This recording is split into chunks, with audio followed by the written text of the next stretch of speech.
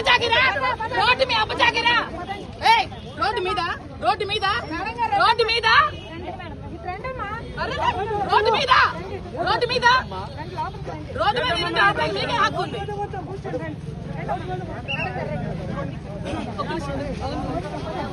మేము ప్రశాంతంగా ఉన్నాం.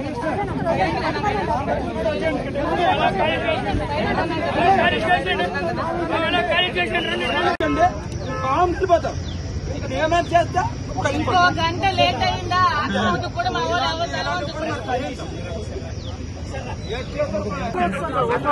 బయటకు వస్తాను సార్. ఎంతసేపు ఎక్కడా లేదు సార్. మర్డర్ చేసినోడు కూడా లేకపోతే ఏమైనా మర్డర్ చేశారు కదా చెప్పండి సార్. తప్పుడు కేసులు మనమే పెడితే పోలీసులు కూడా మనం ఈ రోజు కాకపోతే ఏ రోజు తప్పుడు తప్పుడు కేసులు ఎందుకు పెడతారు? మా నాయకుడు బయటికి రాకపోతే మా కార్యకర్తల ఆత్మాహుతి దాడికి కూడా వెనకాడరు. చూసుకోండి, ఇప్పుడు చెప్తున్నాను వార్నింగ్.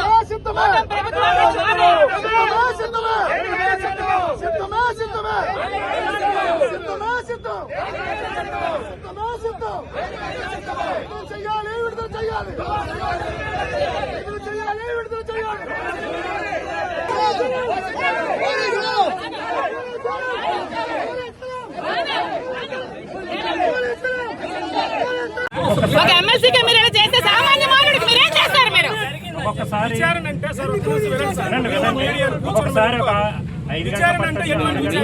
ఏం భూకబ్జం చేశాడా, భూదందాలు చేశాడా, లంచాలు తీసుకున్నాడా, అక్రమార్జన చేశాడా, అధికార దుర్వినియోగం చేశాడా, ఏం చేశాడని అరెస్ట్ చేస్తారు. నోటీస్ తో పాటు లాయర్ నోటీస్ పెట్టడానికి అయితే లాయర్ కూడా అవసరం లేదు. ఇచ్చిన తర్వాత రాసిన తర్వాత ఏం జరిగిందని విచారణ, ఏం జరిగిందని విచారణ, ఏమి జరిగిందని విచారణ, ఏం జరిగింది? Deputy CM Pawan Kalyan case కట్టే స్టేషన్ తీసుకొస్తారా? పవన్ కళ్యాణ్ పట్టుకోవాలండి, కేసు తీసుకొస్తారు. అప్పుడు మేము వెళ్ళాం. 30 యాక్ట్ అమల్లో ఉంది. ఇలా ఎట్టి పరిస్థితుల్లో కూడా 5 మించి ఎట్టి పరిస్థితుల్లో గుమ్ముకూడకూడదు, మీరు ఎలాంటి పనులు చేయకూడదు.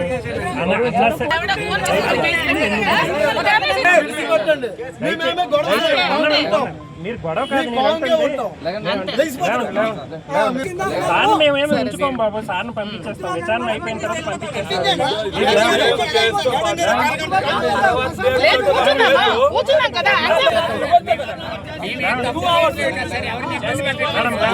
మా వాళ్ళు ఎంతసేపు నిల్చుంటారు? కూర్చుంటాము. లోపలికి రానే పెట్టలే కదా. ఎంతసేపు నిల్చుంటారు? ఎంతసేపు నిల్చుంటారు? కూర్చుంటాం. విఆర్ఓస్ ఉంటారు, మీడియేటర్స్ ఉంటారు, వాళ్ళకి లంచ్ పెట్టాలా. లంచ్ పెట్టిన తర్వాత అదొక హాఫ్ పబ్లిక్ మా వాళ్ళ నష్టం కలిగించలేదు. మేము శాంతియుతంగా పోలీస్ స్టేషన్ ఎదురుగా కూర్చున్నాము. ఇంకా ఎంతసేపు అవుతుంది? 5 నిమిషాలు అయిపోతుంది. ఎవరు మాట్లాడలేదు. స్టేషన్ ముందు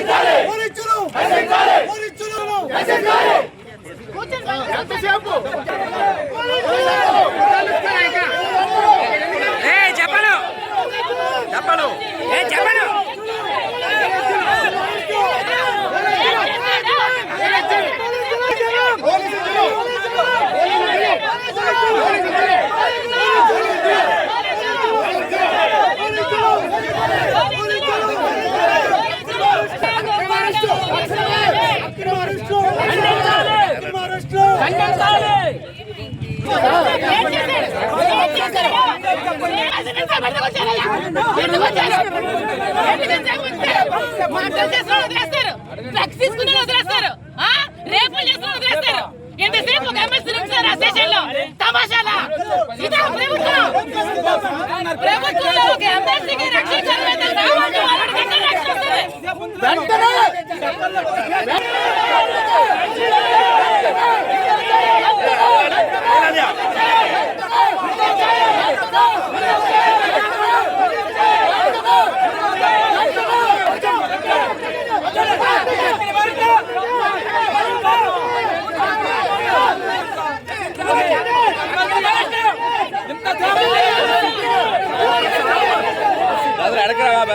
కూర్చున్నాం కదా, మీరు రోడ్డు మీద కూర్చోలేదు కదా, రోడ్డు మీద కూర్చోలేదు కదా. మేము సార్ ఎమ్మెల్సీ ఏం చేశారు? ఎమ్మెల్సీ ఏం చేశారు? ఎమ్మెల్సీ ఏం చేశారు? ఏం చేశారని ఎంతసేపు ఉంచారు? ఎంతసేపు? 3:30. ఏ స్టేట్మెంట్?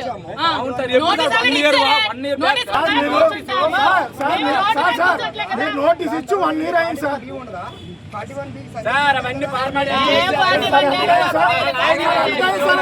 సిట్టింగ్ ఎమ్మెల్సీకి ఎంత టైం సార్? కూర్చుంటాము. మాట చేశాడా? మాట చేశాడా? ఏం చేశాడా?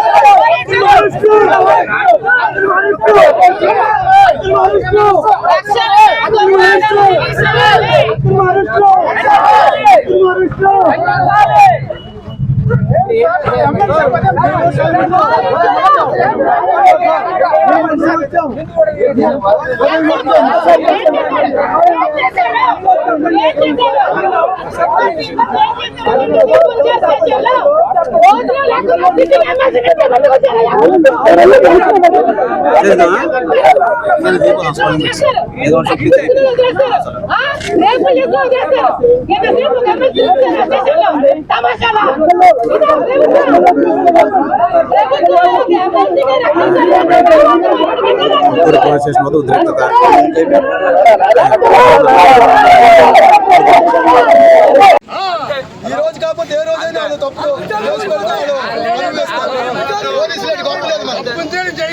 తప్పుడు కేసులు ఎందుకు పెడతారు? ఇంకొక అరగంటలో మా నాయకుడు బయటికి రాకపోతే మా కార్యకర్తల ఆత్మాహుతి దాడికి కూడా వెనకాడరు.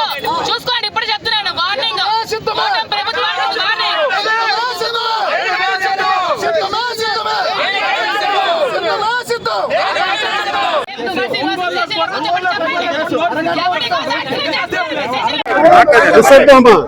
అందరికీ నమస్కారం.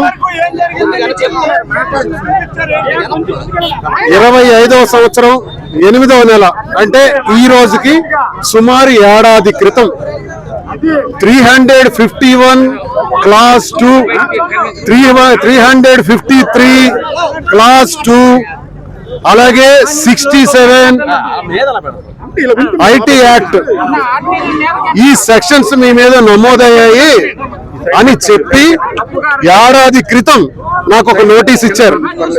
ఆ నోటీసులో ఉదయం 10 గంటలకు హాజరు కావాలి అని తిరుమండలం పోలీస్ స్టేషన్ నుంచి నాకు నోటీస్ వచ్చింది ఏడాది క్రితం.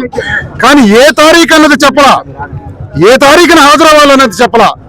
నేను పోలీస్ స్టేషన్ లో పలుమార్లు అడిగాను, మీరు 10 గంటలకు రమ్మన్నారు, 10 గంటలంటే ఏ తారీఖో చెప్పండి సార్. చట్టాన్ని గౌరవించే వ్యక్తిగా నేను మీ ముందుకు వస్తాను, ఒక అడ్వకేట్ నేను, అలాగే ఒక ప్రజాప్రతినిధిని, ఎమ్మెల్సీగా అప్పర్ హౌస్ లో ఉన్నటువంటి నేను చట్టాన్ని గౌరవిస్తూ మీ స్టేషన్ కు వచ్చి కలవాలి. మీరు ఇచ్చిన 41 అంటే 35 క్లాస్ 3 నోటీస్ ప్రకారం నేను కలవాలి, వస్తాను అని చెబితే ఈ రోజు వరకు ఇన్ఫర్మేషన్ ఇవ్వలా, నాకు రమ్మని చెప్పలా, ఎవరూ సమాధానం ఇవ్వలేదు.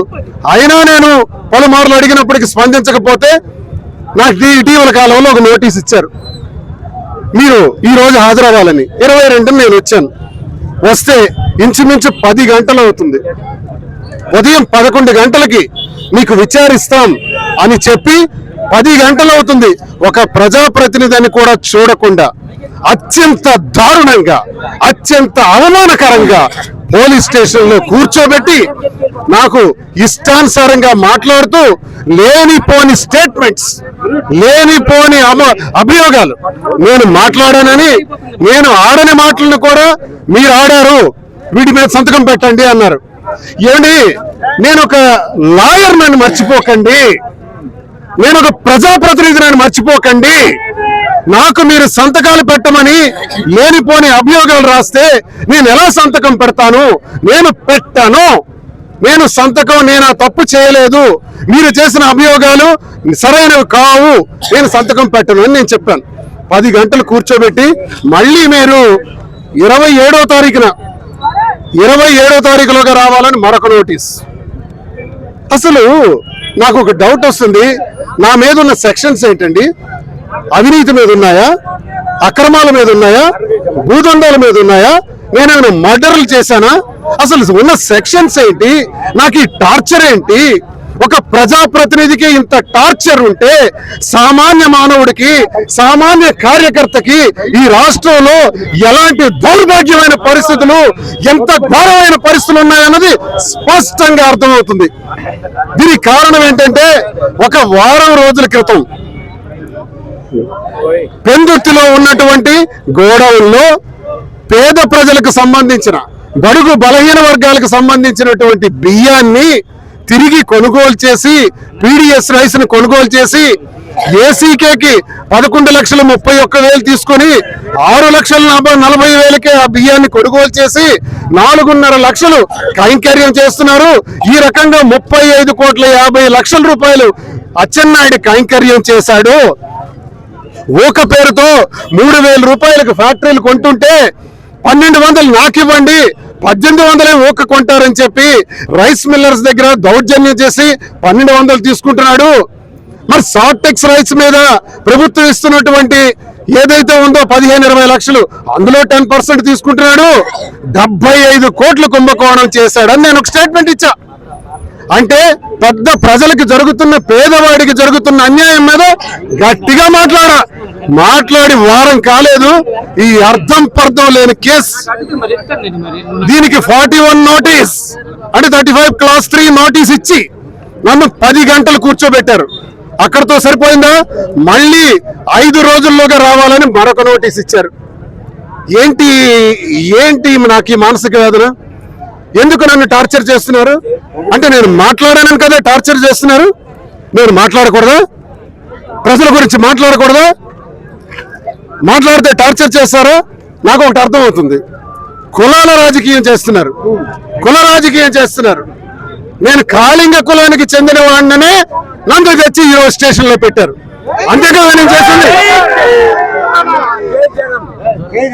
కళింగ కులంలో గట్టిగా మాట్లాడుతున్న లీడర్, ఈ కళింగ కులానికి చెందిన వాళ్ళందరినీ జిల్లాలు దాటించి ట్రాన్స్ఫర్లు చేసేసాం. వాళ్ళ తరఫున మాట్లాడి దువ్వాడ శ్రీనివాస్ ఉన్నాడు, ఈయన్ని లోపలేస్తే ఆ కులమే జరిగిపోద్ది, ఆ కులమే భయపడుతుంది, కులం మీద టార్గెట్ చేయొచ్చని చేసిన టార్గెట్ ఇది. అచ్చెన్నాయుడు, కాళింగుల పైన దౌర్జన్యం చేయాలని నువ్వు చేసిన ఎత్తుగడిది. కాళింగులే కాదు, మీ పార్టీలో కూటమి ప్రభుత్వంలో, కూటమిలో బీజేపీ పార్టీ నేనేమనదలుచుకోలేదు. ఎందుకంటే వాళ్ళు నా మీద తప్పుడు కేసులు పెట్టాలనో, తప్పుడు కేసులు పెట్టి నన్ను అరెస్ట్ చేయాలనో ఏ నాయకుడు కూడా నాకు చెప్పలేదు. పర్టిక్యులర్ గా తెలుగుదేశం పార్టీకి చెందిన అచ్చెన్నాయుడు, జనసేన పార్టీకి చెందినటువంటి పవన్ కళ్యాణ్, వీళ్ళ కార్యకర్తల ద్వారా వీళ్ళు కేసులు పెట్టించి నన్ను స్టేషన్కి రప్పించి, నాకే కాదు కాళింగ కులానికి చెందిన వాళ్ళం కాబట్టి మమ్మల్ని అణగదొక్కాలని చేసే ఎత్తుగడలో భాగంగా మీ కూటమి ప్రభుత్వానికి వ్యతిరేకించే ఇతర కులాల్ని కూడా, కాపులను అణగదొక్కుతున్నారు. మీకు వ్యతిరేకంగా ఉన్న కాపుల్ని చావగొడుతున్నారు. కుమ్మరి, కంపని, చేనేత, వడ్రంగి, రెడ్డిక, యాదవ, బడుగు బలహీన వర్గాలు, వైశ్య, బ్రాహ్మణ, అన్ని కులాల వాళ్ళకు కూడా మీరు హింసిస్తున్నారు. ఆఖరికి దళితుల పైన దాడులు చేస్తున్నారు. నిన్న కోటబొమ్మాల మండలంలో కొత్తపల్లిలో ఓ దళితుడి ఇంటినే లేపేస్తున్నారు, దళితుడికి హింసిస్తున్నారు. ఎస్సీలకి ఎస్టీలకి నరకం చూపెడుతున్నారు. మీ పార్టీకి వ్యతిరేకం అయితే చాలు వాడికి నరకం చూపెడుతున్నారు. ఈ రోజు నన్ను కూడా ఓ కులానికి చెందిన వాడిని, మీకు నచ్చని కులానికి చెందిన వాడిని, మీరు అణగదొక్కాలని చూస్తున్నటువంటి ఆ కులానికి చెందిన వాడిని కాబట్టి కుల వివక్షత చూపెడుతున్నారు, కుల అహంకారం చూపెడుతున్నారు. అచ్చెన్నాయుడు నీకు నేను తెలియజేస్తున్నాను, నువ్వు అణగారిన కులాల్ని, ఈ జిల్లాలో ఉండే ప్రతి ఒక్క కులాన్ని, వెలమల్ని కూడా హింసిస్తున్నారు. మీ పార్టీకి చెందినటువంటి వెలమ కులస్తుల్ని కూడా నరకం చూపెడుతున్నారు. వాళ్ళందరికీ దువ్వాడ శ్రీనివాస్ బాసటగా ఉంటాడు, కష్టపడి పని చేస్తాడు. నా అసలు ఉద్యమం ఈ రోజు నుంచే ప్రారంభం. రామ్మోహన్ నాయుడు, అచ్చెన్నాయుడు ఖబర్దార్, జాగ్రత్తగా గుర్తుపెట్టుకోండి. నడి రోడ్డు మీద అంబేద్కర్ సాక్షిగా, అంబేద్కర్ రచించినటువంటి ఈ రాజ్యాంగం సాక్షిగా, జై భీమ్ అంబేద్కర్ సాక్షిగా మీరు చేస్తున్నటువంటి చట్టాన్ని మీ చేతుల్లోకి తీసుకుంటున్నారు, ఇష్టానుసారంగా ప్రవర్తిస్తున్నారు. చట్టం అంటే నాకు గౌరవం ఉంది, ఒక అడ్వకేట్ గా నేను గౌరవిస్తాను, బాధ్యత వహిస్తాను. ఈ రోజు నా కోసం వేలాది మంది కార్యకర్తలు, ప్రజలందరూ తరలి వస్తుంటే వాళ్ళందరినీ కూడా లాఠీలు పెట్టి కొట్టి, లాఠీ చార్జ్ చేసి, ఈ కొత్తూరు రాకుండా చేసి 3 కార్లను మాత్రమే విడిచిపెట్టారు. ప్రజలందరినీ కూడా తరిమి కొట్టారు. జిల్లా మొత్తం తరలి వచ్చినటువంటి ప్రజలందరికీ హింసించారు. ప్రజలందరికీ నేను ఈ సందర్భంగా తెలియజేస్తున్నాను, నాకు సహకరించి, నాకు మద్దతు పలిగి, నా పట్ల సింపతి చూపించిన ప్రతి ఒక్కరికి కూడా నేను కృతజ్ఞతలు తెలియజేస్తున్నాను. మీ అందరి తరఫున నేను బాధ్యతగా తీసుకుంటాను. మీ కష్టాలకి, మీ బాధలకి, మీ ఇబ్బందులన్నిటికీ కూడా ఈ దువ్వాడ శ్రీనివాస్ ఉంటాడని తెలియజేస్తున్నాను. అచ్చెన్నాయుడు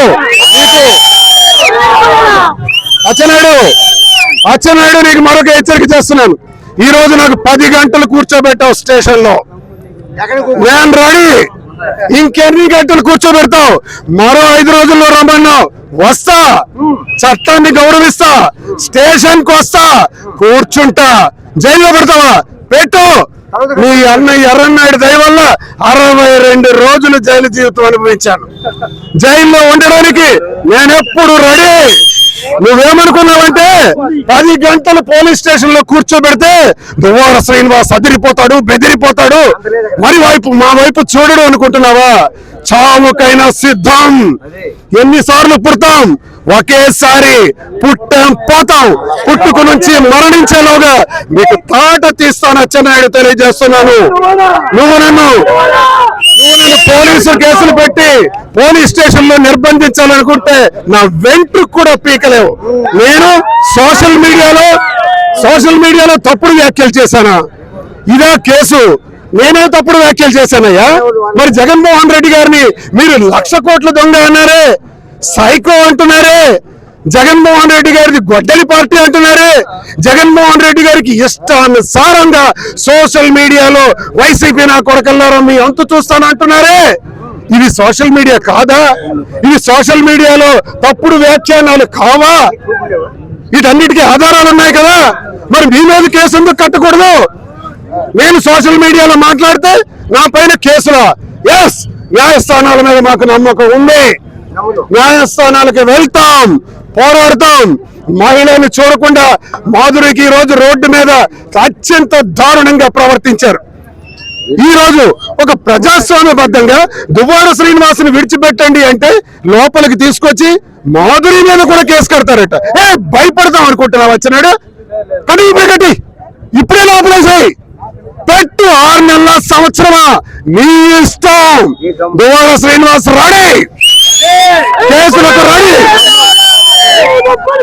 కేసులకు రెడీ, జైలుకు రెడీ, నువ్వు పెట్టిన ఇబ్బందులకు రెడీ. ప్రజల పక్షాన ఉంటాను, ప్రజల పక్షానే గట్టిగా పోరాడతాను. ప్రజల కోసం అవసరమైతే ఈ శ్రీకాకుళం జిల్లాలో మరో పాదయాత్ర చేస్తాను. ప్రతి గడప తొక్కుతాను, ప్రతి కార్యకర్తని కలుస్తాను, ప్రతి ఒక్క అక్క, చెల్లెమ్మ, తమ్ముళ్ళందరికీ కలిసి ఈ జిల్లాని ఏకీకృతం చేస్తాను. అన్ని కులాలను ఒక తాటిపైకి తీసుకొస్తాను.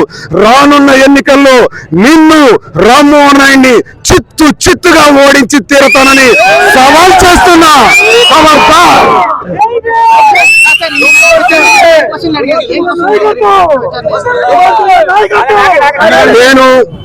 నేను గతంలో మీడియాలో ఇచ్చినటువంటి స్టేట్మెంట్లకు సంబంధించి ఆయా స్టేట్మెంట్లో నేను బూతులు తిట్టానని, దుర్భాషలు ఆడానని నాకు సంతకం పెట్టమన్నారు. నేను డిబేట్స్కి వెళ్ళటం నిజం. వైఎస్ఆర్సీపీ నాయకుడిగా ఇప్పుడు సస్పెండ్ అయినా సరే ఎమ్మెల్సీగా పలు డిబేట్లలో పాల్గొనటం నిజం. పార్టీల తాలూకా తీరుని ఎండగట్టడం నిజం. నేనెవరికి దుర్భాషలు ఆడలేదు, బూత్ మాటలు ఆడలేదని చెప్పాను నేను. దానికి సంతకం పెట్టమంటున్నారు. పెట్టకపోతే మళ్ళీ 4-5 రోజుల్లో రమ్మంటున్నారు. ఇప్పుడు పెడితే రానివ్వరు, మరక్కర్లేదు. పెట్టలేదు కాబట్టి మళ్ళీ 5 రోజుల్లో రమ్మన్నారు. ఏమిటి దాన్ని నేను అడుగుతున్నాను. ఎస్పీ గారు, డిఎస్పీ గారు, సిఐ గారు, మీరు కాదు మాకు టార్గెట్. మీ మీద మేము మాట్లాడదలుచుకోలేదు. మీ పని మీరు చేశారు. మీ చేత ఈ పని చేయించిన అచ్చెన్నాయుడు గారే వాడు నాకు టార్గెట్. ప్రజల పక్షాన ఉండి గట్టిగా చెబుతున్నా, ప్రజా ఉద్యమం, మహా ఉద్యమం ప్రారంభిస్తున్నాం. ఖబర్దార్ అచ్చెన్నాయుడు. పోలీస్ చర్యలు పోలీసులు చేయని. చట్టానికి నేను గౌరవిస్తాను. అంబేద్కర్ సాక్షిగా చట్టాన్ని గౌరవిస్తాను. చట్టానికి లోబడి నేను అన్ని సహకారాలు చేస్తాను. మళ్ళీ వస్తాను 5 రోజుల్లో. వచ్చి నా పూర్తి సహకారాన్ని అందిస్తాను. ఏం చేయబోతున్నారో చెప్పండి, ఎందుకు పిలిచారో చెప్పండి, దమ్ముంటి చెప్పండి. నేను ఒకవేళ 7 years అబౌవ్ నా సెక్షన్ ఏంటే ఇప్పుడు అరెస్ట్ చేయండి అయ్యా, జైల్లో పెట్టండి అయ్యా. నేనేం భూదందాలు చేయలేదే, అక్రమాలు చేయలేదే, అధికార దుర్వినియోగం చేయలేదే, కుంభకోణాలు చేయలేదే. మీలాగా లాంటి చరిత్ర నాది కాదు కాబట్టి అంబేద్కర్ సాక్షిగా వారి పాదాల ముందు ధైర్యంగా ఈ రోజు నిలబడి మాట్లాడుతున్నానే. ఏం కేసులు పెడతారబ్బా? ఐటీ కేసులు పెట్టి నిర్బంధిస్తారా? నిర్బంధిస్తే వాడు శ్రీనివాస్ మాదిరి భయపడిపోతారా? రెచ్చిపోతాం. మరింత రెట్టింపు ఉత్సాహంతో ముందుకెళ్తాం. జాగ్రత్త.